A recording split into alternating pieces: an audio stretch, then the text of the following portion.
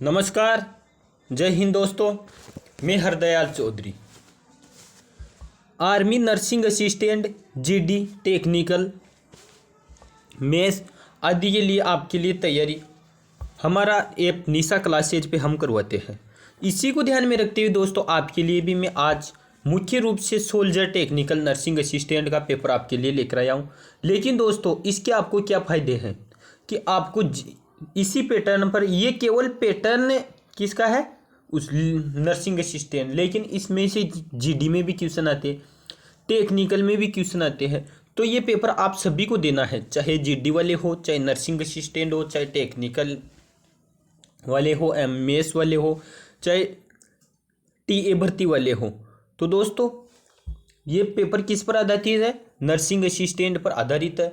तो चलते हैं, उसी का पैटर्न है।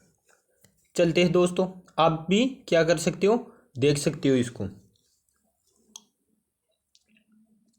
पेपर को देख सकते हो दोस्तों। आप क्या है, सैनिक तकनीकी नर्सिंग सहायक पेपर है। अधिकतम अंक कितने? 200 अंकों का पेपर होता है दोस्तों। आपको समय दिया जाता है 60 मिनट। 60 मिनट का मतलब लगभग 1 घंटे का समय दिया जाता है, जिसमें आपके क्वेश्चन की संख्या कितनी होती है? 50 होती है दोस्तों।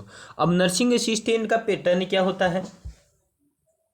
इसमें दोस्तों 10 क्वेश्चन किसके आते हैं? जीके के आते हैं, जीके। अब बाकी बच्चे 5 क्वेश्चन मैथ्स के आते हैं दोस्तों।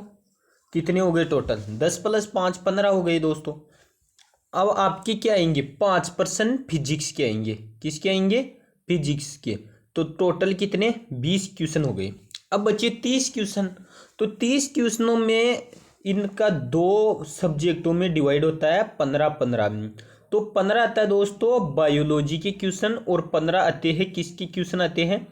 15 आते हैं केमिस्ट्री के क्वेश्चन। 15 केमिस्ट्री और 15 बायोलॉजी। टोटल क्वेश्चन कितने हो गए दोस्तों? हमारे 20 क्वेश्चन हो गए। कैसे? हम वापस देखते हैं। जीके के कितने हो जाएंगे? जीके के क्वेश्चन हो जाते हैं हमारे 10। अब दोस्तों बचे मैथ्स के, तो मैथ्स के हो जाते हैं हमारे 5 क्वेश्चन। फिर आ जाते फिजिक्स, फिजिक्स के हो जाएंगे हमारे 5 क्वेश्चन।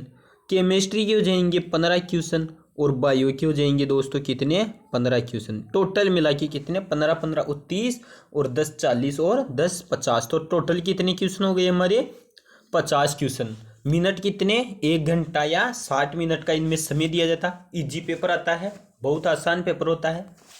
तो अब दोस्तों हमने इतनी बार बात की, यानी किसका आता है, कितने क्वेश्चन किस सब्जेक्ट के आते हैं, कितने क्वेश्चन किस सब्जेक्ट के आते हैं।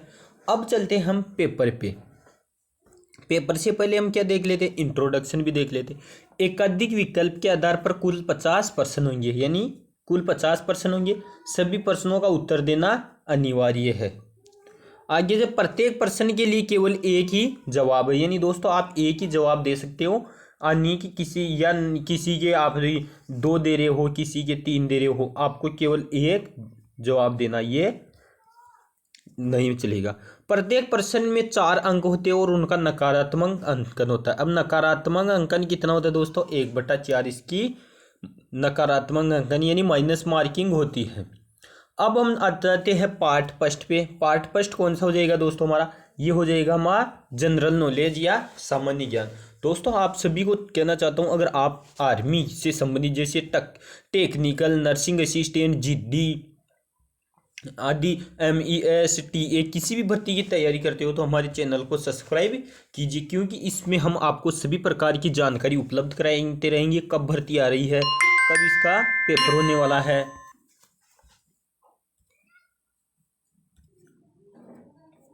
दोस्तों हम क्या करते हैं कि कब इसकी भर्ती है, कब इसका फिजिकल होगा, कब इसका मेडिकल होगा, इसके बारे में हम आपको समय समय पर जानकारी देते रहेंगे। अब एवं हम प्रैक्टिस सेट लेके आएंगे, और वो क्वेश्चन लेके आएंगे प्रैक्टिस सेट में दोस्तों जो कि बहुत इम्पोर्टेंट है, यानी बहुत अनिवार्य है। वही क्वेश्चन आपके क्या है, आर्मी में उठ के आने वाले हैं। दोस्तों हम क्या है, हम अनुभव के आधार पर कहते हैं, हमें अनुभव है। मैं खुद भी आर्मी की बहुत तैयारी की है। मैंने आर्मी में मैं पेपर भी पास किया था दोस्तों आर्मी में, लेकिन मैं गया नहीं। एक बार थी जो हमारी भर्ती कैंसिल हो गई थी। तो इसी को ध्यान में रखते हुए मैं अनुभव के आधार पे आपको लेके आता हूँ। केवल मैं फैकल्टी नहीं करता हूँ कि मैं कुछ और कर रहा हूँ, आपको आर्मी की तैयारी के बारे में प्रेरित कर रहा हूँ। मैं खुद भी आर्मी की तैयारी करता था। तो चलते हैं दोस्तों हम क्वेश्चन नंबर 1 पे। सुश्री रीना कौशल वाली पहली भारतीय महिला है, यानी किस पर चढ़ने वाली भारतीय महिला, आपका जल्दी से आंसर आ जाना चाहिए दोस्तों। यानी हमारे पास 4 ऑप्शन है। अंटार्कटिका तक पहुंचने वाली, भारतीय वायुसेना में पायलट, दक्षिण ध्रुव के लिए स्की करने वाली, या एशियाई मुक्केबाजी चैंपियनशिप में स्वर्ण पदक जीतने वाली। तो कौन सी पहली महिला है? तो दोस्तों ये कौन सी पहली महिला हो जाएगी? दक्षिणी ध्रुव के लिए स्की करने वाली, यानी दक्षिणी ध्रुव पर जाने वाली पहली भारतीय महिला कौन थी? सुश्री रीना कौशल। हमारा जीके का पार्ट चल रहा है दोस्तों। क्वेश्चन नंबर 2 पे आ जाती है हम। होमी भाभा पुरस्कार निम्न फील्ड्स में विशेष योगदान के लिए दिया जाता है। होमी भाभा किसके योगदान के लिए दिया जाता है दोस्तों?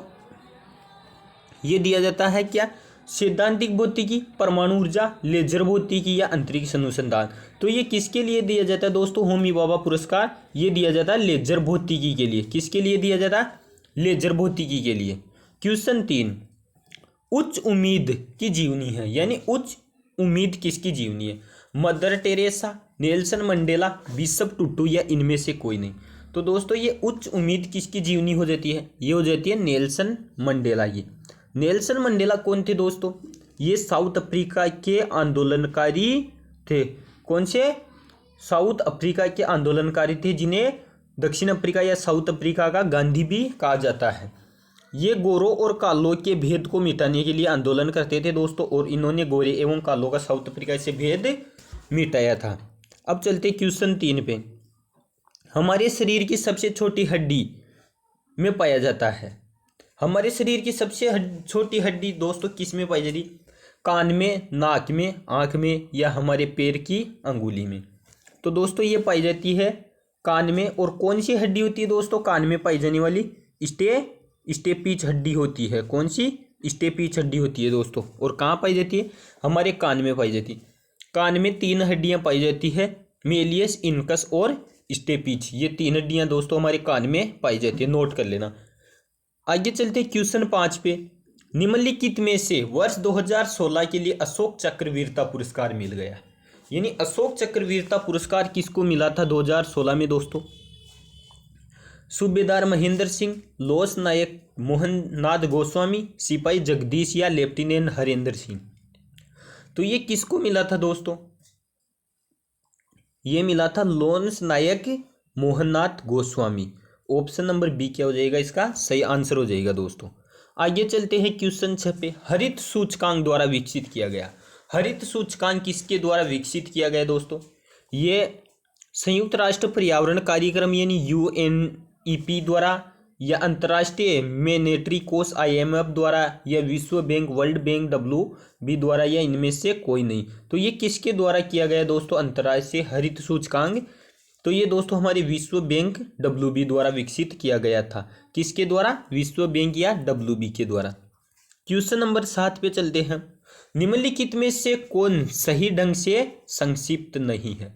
यानी सही ढंग से संक्षिप्त नहीं है, यानी किसका नाम, यानी इसका अंग्रेजी में या इसका पूरा रूप किसका गलत है इनमें, ये क्वेश्चन हमारे पास है। तो दोस्तों हमारे IELTS का क्या पूरा नाम होता? अंतर्राष्ट्रीय अंग्रेजी भाषा परीक्षण प्रणाली। IELTS international English language testing system. तो ये तो क्या हो जाएगा? सही हो जाएगा। अब आ जाते हैं IFC का इंडस्ट्रियल फाइनेंस कॉरपोरेशन, ये भी इसका भी सही हो जाएगा। तो 3 भी सी भी सही। IFS भारतीय विदेशी सेवा, इंडियन फॉरेन सर्विस, ये भी सही हो जाएगा। अब चलते हैं हम ऑप्शन 1 पे। IEEE इलेक्ट्रॉनिक और इलेक्ट्रिकल इंजीनियरिंग संस्थान, institute of electronics and electronic engineering, ये क्या हो जाएगा? गलत हो जाएगा। तो इसका सही आंसर क्या हो जाएगा? ये तो गलत हो जाएगा, लेकिन हमारे क्वेश्चन का हमारे पास सही आंसर क्या हो जाएगा? ऑप्शन 1, क्योंकि हमें ये गलत पूछ रहा है, यानी संक्षिप्त नहीं है, यानी सही ढंग से, यानी यह गलत है। तो ये तो हमारा ऑप्शन ए हो जाएगा। जो ठीक से मेल नहीं खाती, यानी इनमें से हमें महत्वपूर्ण दिवस दिए हुए हैं कि कौन सा दिवस कब मनाया जाता है? तो इनमें से एक दिवस ऐसा है जिसकी डेट में गलत दी गई है, तो हमें वो डेट गलत बतानी है कि कौन सी डेट इनमें से गलत है। तो दोस्तों 8 अक्टूबर भारतीय एयरफोर्स दिवस, ये क्या हो जाएगा? ये सही हो जाएगा। भारतीय एयरफोर्स दिवस कब मनाया जाता है? 8 अक्टूबर को। 3 अक्टूबर विश्व प्रकृति दिवस, ये भी सही हो जाएगा। 12 अक्टूबर विश्व दृष्टि दिवस। 14 अक्टूबर दोस्तों हिंदी दिवस मनाया जाता है, लेकिन इस दिन हमें क्या दे रखा है? परिवहन दिवस, तो ये क्या हो जाएगा? गलत। अब ये गलत हो जाएगा, लेकिन हमारा क्वेश्चन सही क्या हो जाएगा? ऑप्शन नंबर डी सही हो जाएगा, 14 अक्टूबर। क्वेश्चन 9 चलते हैं। ओलंपिक मशाल का प्रतीक है। ओलंपिक मशाल का प्रतीक क्या हो जाएगा दोस्तों? ओलंपिक मशाल का हमारे पास प्रतीक क्या हो जाता है? ओलंपिक दोस्तों आप जानते हो ओलंपिक खेल होते हैं, तो इसका प्रतीक क्या होता है? इसका प्रतीक होता है गति, पूर्णता और ताकत नहीं होता है। दुनिया के विभिन्न देशों में एकता, ये भी नहीं होता है। जातियों के बीच सद्भाव हासिल करने के लिए साधन के रूप में खेल, ये भी नहीं होता। तो हमारे पास बचा कौन सा? प्राचीन और आधुनिक खेल के बीच निरंतरता, यही क्या हो जाएगा हमारा सही आंसर। तो ऑप्शन भी हमारा सही आंसर हो जाएगा। अब चलते क्वेश्चन नंबर 10 पे।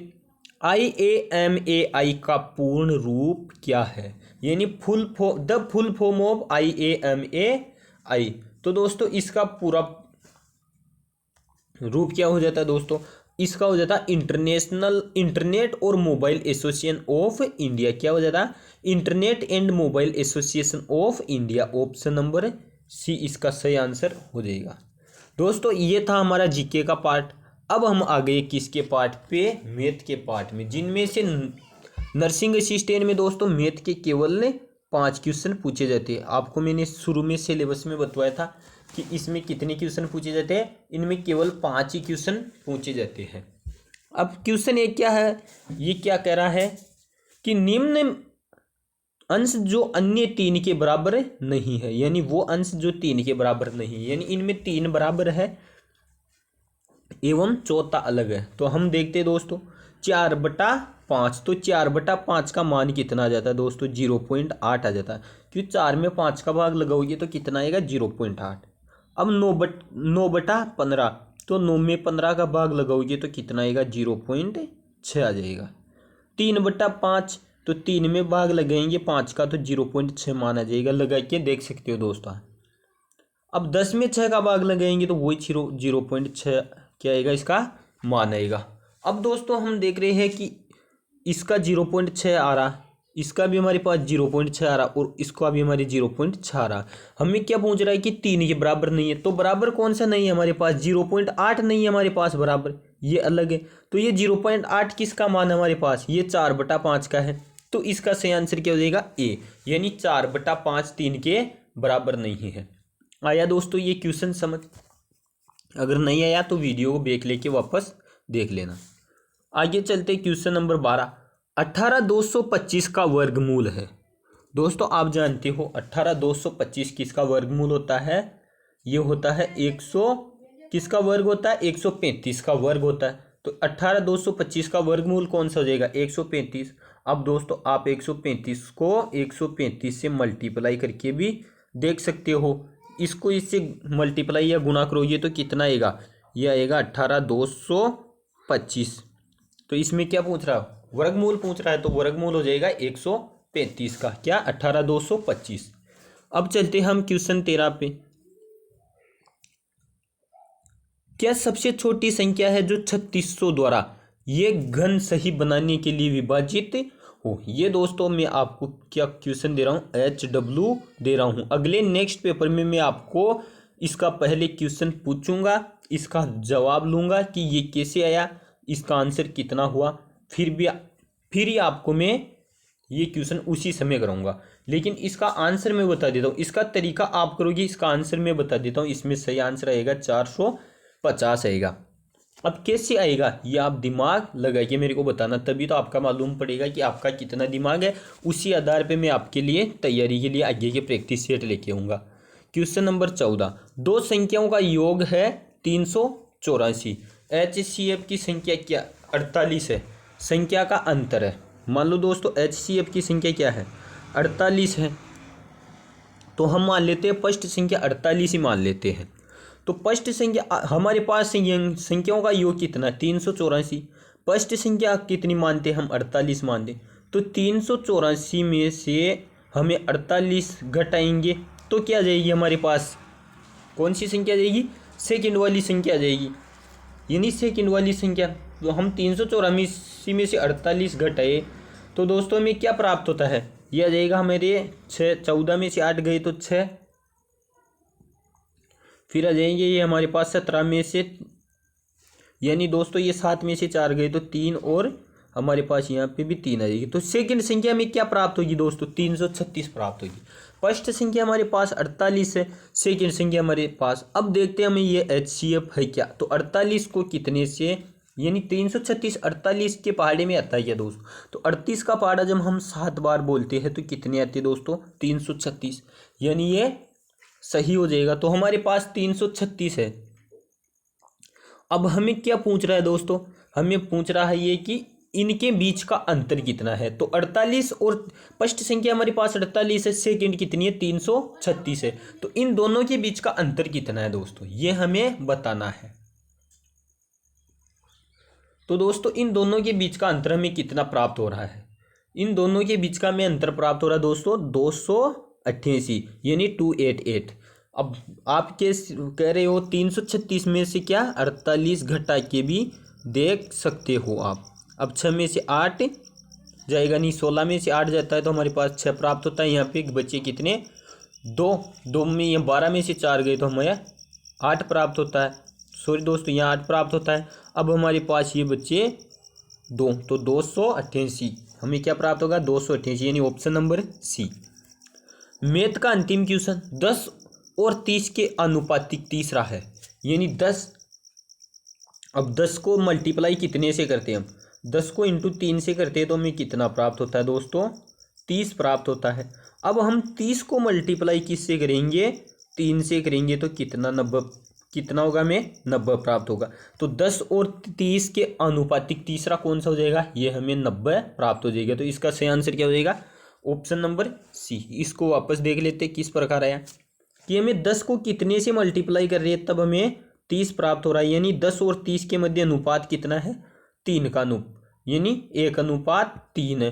तो अब हमें ये वापस अनुपात चाहिए तो हमें कितना हो जाएगा 90 हो जाएगा। क्या हो जाएगा 90, 3 से इंटू करते 30 को तो कितना आ जाएगा मेरे पास 90 प्राप्त होगा। तो इसका सही आंसर क्या हो जाएगा 90, ऑप्शन नंबर सी। दोस्तों ये थे हमारे 5 क्वेश्चन मैथ के। अब हम मैथ के बाद में किसके क्वेश्चन पे आते हैं, हम आते हैं भौतिकी के, यानी भौतिकी का मतलब फिजिक्स। फिजिक्स के कितने क्वेश्चन आएंगे हमारे 5 क्वेश्चन आएंगे, और वो 5 क्वेश्चन कितने नंबर के होंगे 20 नंबर के होंगे। प्रत्येक क्वेश्चन का कितना होगा नंबर 4, इसका 1/4 माइनस मार्किंग होगी, यानी हम गलत करेंगे तो 4 नंबर पे 1 नंबर कटेगा, यानी हर पर्सन का 1 नंबर कटेगा। हमें एक भी पर्सन गलत होता है हमारा तो 1 नंबर कटेगा। दोस्तों ये भी गलत करने का और सही करने का तुक्का लगाने का तरीका भी मैं आपको नेक्स्ट वीडियो में बताऊंगा कि किस प्रकार में अगर क्वेश्चन कम आ रहे हमारे सही नहीं हो रहे और हमें ये शंका है कि क्वेश्चन ये गलत तो हमारा नंबर नहीं आएगा, हमारे क्वेश्चन कम हो रहे तो हमें तुक्का लगाना पड़ेगा। तो वो तुक्का लगाने का भी तरीका आपको मैं बताऊंगा, तुक्का भी ऐसे नहीं लगता है। तो चलते क्वेश्चन नंबर 16 पे कि एक ऑब्जेक्ट की गतिज ऊर्जा है, यदि इसके वेग दोगुनी हो गई तो इसकी गतिज ऊर्जा हो जाएगी। दोस्तों अगर इसकी का वेग दोगुना कर दिया जाता है ऑब्जेक्ट की तो गतिज ऊर्जा कितनी गुना हो जाती है। दोस्तों हमेशा याद रखना गतिज ऊर्जा कितनी गुनी हो जाती है 4 गुना, यानी 2 × 2 यानी 4 गुना हो जाती है, डबल हो जाती है। अगर वो दोगुनी हो गई तो उसकी गतिज ऊर्जा हो जाएगी 4 गुनी। अगर वो 1 गुना हो जाती है तो गतिज ऊर्जा 2 गुनी हो जाएगी। अगर वो 2 गुना हो जाती है तो गतिज ऊर्जा कितनी 4 गुनी हो जाएगी। अगर वो 3 गुना हो जाती है तो गतिज ऊर्जा कितनी हो जाएगी, वो हो जाएगी 9 गुनी। अगर वो 4 गुना हो जाती है तो गतिज ऊर्जा कितनी हो जाएगी 16 गुनी गतिज ऊर्जा हो जाएगी। ये इस तरीके से एक फुटबॉल के समान आकार की एक पत्थर से कम जुड़ता है, क्योंकि क्या एक फुटबॉल के समान आकार की एक पत्थर से कम जड़ता है। अब क्यों, इसका क्या कारण होता है दोस्तों, इसका क्या कारण होता है? फुटबॉल पत्थर की तुलना में कम वजन होता है, ये तो आपको मालूम है। पत्थर से अधिक हवा फुटबॉल के अंदर हवा का कारण नहीं होता दोस्तों। इसमें क्या होता है? मेन होता है किसका कारण? वजन का। कम पत्थर से कम हवा फुटबॉल के अंदर है, ये भी तो हो ही नहीं सकता कि पत्थर से कम हवा फुटबॉल के अंदर हो सकती है। पत्थर फुटबॉल की तुलना में कम, फुटबॉल पत्थर की तुलना में कम वजन है, तो ये सही हो जाएगा। फुटबॉल पत्थर की तुलना में अधिक वजन है, ये गलत हो जाएगा। अब तो इसका सही आंसर क्या हो जाएगा? हमें सी प्राप्त होगा दोस्तों। नेक्स्ट क्वेश्चन में चलते हैं। 1020 न्यूटन के गुरुत्वाकर्षण शक्ति के साथ चंद्रमा पृथ्वी को आकर्षित करती है, उसके बाद चांद पृथ्वी के गुरुत्वाकर्षण बल के साथ आकर्षित होता है, यानी कितने गुरुत्वाकर्षण बल के साथ आकर्षित होता है? तो दोस्तों ये होता है 10⁻20 न्यूटन बल के साथ, यानी 10 की घात कितनी? 20। अब 10 की घात 20 का अर्थ क्या हुआ? यानी 10 को 10, 10 को 10, यानी इस प्रकार हमें मल्टीप्लाई कितने बार करना है? 20 बार करना है। तो 10 के आगे 20 जीरो लगा देनी है हमें, तो वो क्या हो जाएगा? हमारा सही आंसर प्राप्त हो जाएगी। इसको हम शॉर्टकट में 10 की घात 20 न्यूटन भी लिख देते हैं। यदि धरती का व्यास 2 बार उसका वर्तमान मूल्य हो जाता है और उसका द्रव्यमान अपरिवर्तित रहता है, तो पृथ्वी की सतह पर किसी वस्तु का वजन कैसे प्रभावित होगा? दोस्तों ये कैसे प्रभावित होगा? क्या क्वेश्चन है कि धरती का व्यास 2 बार उसका वर्तमान मूल्य हो जाता है, इसका द्रव्यमान अपरिवर्तित रहता है, तो पृथ्वी की सतह पर किसी वस्तु का वजन कैसे प्रभावित होगा? तो वजन कैसे प्रभावित होगा दोस्तों? वजन 1/4 हो जाएगा। क्या हो जाएगा? वजन 1/4 हो जाता है, 1/4 हो जाता है। आगे चलते। ग्राम प्रति जी किसकी इकाई है? यानी ग्राम प्रति जी किसकी इकाई है? तो दोस्तों ये किसकी इकाई हो जाती है? ये हो जाती है हमारे मीटर स्क्वायर किलोग्राम की घात -1। Question number. अब हमारे दोस्तों क्या था? इतनी देर हमारी क्या था? फिजिक्स का पार्ट था। अब फिजिक्स को हम समाप्त कर चुके हैं, क्योंकि फिजिक्स के भी कितने क्वेश्चन बताए थे मैंने? 5 क्वेश्चन बताए। अब आ जाते हैं हम बायोलॉजी। बायोलॉजी के कितने क्वेश्चन थे दोस्तों? 15। शुरुआत में वीडियो की हमने देखा था।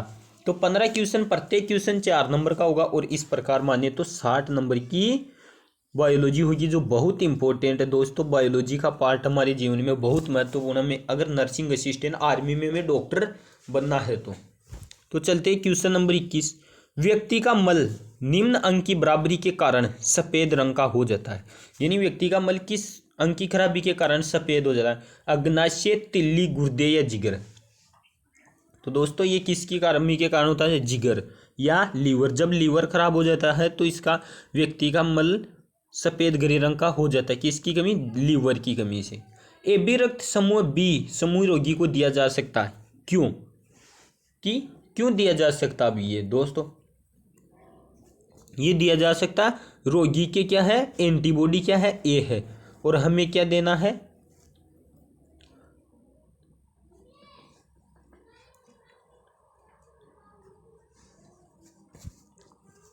क्वेश्चन 23 पे चलते हैं।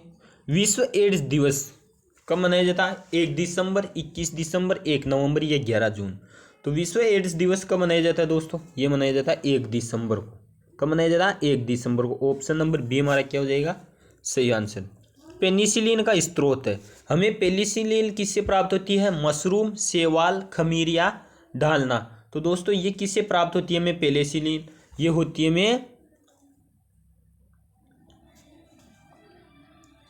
शैवाल से प्राप्त होती है दोस्तों, एल्गी या शैवाल से। मुख्य गैस ग्रीन हाउस प्रभाव पैदा करती है, कौन सी दोस्तों गैस है जो ग्रीन हाउस गैस पैदा करती है? तो दोस्तों ग्रीन हाउस गैस पैदा करती है नाइट्रोजन गैस। निम्न में से कौन सा एक जीवाणु नहीं है? इनमें से जीवाणु कौन सा नहीं है? 4 ऑप्शन हमें दिया हुआ है इनमें से जीवाणु। तो दोस्तों ये हो जाएगा ई कोलाई भी जीवाणु हो जाएगा, गोनोरेसिया भी हो जाएगा, और पैलेडियम भी जीवाणु हो जाएगा। तो हमारे क्या? वोचरिया बेनक्रोफ्टी ये क्या है? जीवाणु नहीं होगा। तो इसका सही आंसर हमें क्या प्राप्त होगा? इसका सही आंसर हमें प्राप्त होगा ऑप्शन नंबर डी। अब चलते क्वेश्चन नंबर 27। रेशम ऊन उत्पादन के साथ जुड़ा हुआ है। किस उत्पादन के साथ जुड़ा हुआ रेशम दोस्तों? ये जुड़ा होता है किसके पास? रेशम का काम पालनी, इसके साथ ये जुड़ा होता है। ऑप्शन नंबर ए इसका सही आंसर हो जाएगा। पोलियो बूंदे किस उम्र तक एक बच्चे के लिए दिया जाता है? यानी पोलियो की बूंदे कब तक दी जाती है दोस्तों? ये दी जाती है 5 साल के बच्चों को, 5 साल तक। शरीर के किस अंग में अमोनिया यूरिया में कन्वर्ट किया जाता है? तो अमोनिया यूरिया में किस अंग में कन्वर्ट किया जाता है दोस्तों शरीर के? ये किया जाता है जिगर या लीवर में। ऑप्शन नंबर सी। बायोप्सी का अध्ययन है। बायोप्सी किसका अध्ययन है दोस्तों? यानी बायोप्सी में किसका अध्ययन किया जाता है? तो बायोप्सी में अध्ययन किया जाता है कि ऊतक जीवित शरीर के लिए लिया गया है।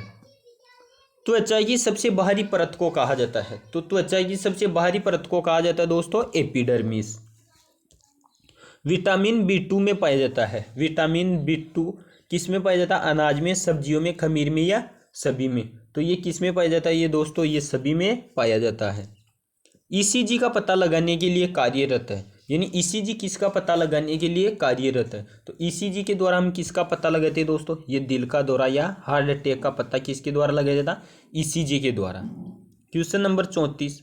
रक्त समूह की खोज किसने की थी? स्मिथ ने, जेनर ने, लैंडस्टीनर ने या हार्वे ने? तो दोस्तों किसने की थी इसकी जांच? रक्त समूह की खोज किसने की थी? तो रक्त समूह की खोज की थी दोस्तों लैंडस्टीनर ने। ऑप्शन नंबर 20 का सही आंसर हो जाएगा। ताला और चाबी सिद्धांत का काम है। किस पर काम करता है? एंजाइमों पर। ये किस पर काम करता है? ये एंजाइम क्या करते हैं? ताला और चाबी सिद्धांत पर कार्य करते हैं। अब आ जाते हम दोस्तों हम केमिस्ट्री के क्वेश्चन में। वही केमिस्ट्री और बायोलॉजी का समान पार्ट है। 15 क्वेश्चन, 4 नंबर का एक क्वेश्चन, 60 1/4 क्या हो जाएगी? माइनस मार्किंग, यानी एक क्वेश्चन गलत करोगी तो एक क्वेश्चन 1% नंबर कट जाएगा। निम्न में से कौन सी वक्तव्य एक इलेक्ट्रोफिलिंग के बारे में गलत है? यानी इलेक्ट्रोफिलिंग के बारे में कौन सी गलत हो जाएगी? इलेक्ट्रॉन की कमी प्रजातियां, ये सही है। एक अम्लीय अभिकर्मक, ये भी सही है। एक अभिकर्मक जो अन्य एक अणु में एक विद्युत कम साइट पर हमला करता है, ये क्या हो जाएगी? गलत हो जाएगी। एक प्रजाति जो इलेक्ट्रॉन की एक जोड़ी चाहता है, ये भी सही है। तो इसका सही आंसर हो जाएगा ऑप्शन नंबर सी। निम्नलिखित में से कौन सी प्रजातियां बेंजीन की सल्फोनेशन में सक्रिय है? तो बेंजीन की सल्फोनेशन में सक्रिय कौन सी हो जाएगी? ये हो जाएगी SO3, सल्फर ट्राई ऑक्साइड।